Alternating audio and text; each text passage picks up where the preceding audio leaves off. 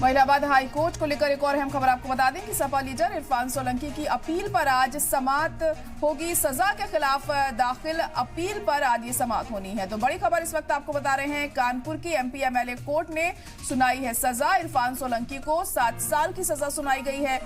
घर कब्जा करने आगजनी मामले में ये सजा सुनाई गई है। महाराजगंज जिला जेल में बंद है इरफान सोलंकी और आज इस मसले पर इलाहाबाद हाई कोर्ट में सुनवाई होनी है।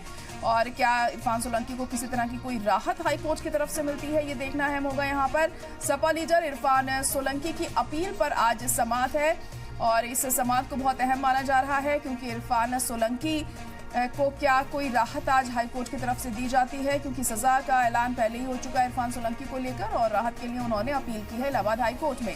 सजा के खिलाफ ये अपील दायर की गई है। आज इसको लेकर समाअत होनी है। कानपुर की एमपी एमएलए कोर्ट ने सजा सुनाई है इरफान सोलंकी को, 7 साल की सजा सुनाई है। दरअसल घर कब्जा करने आगजनी मामले में ये सजा सुनाई गई है।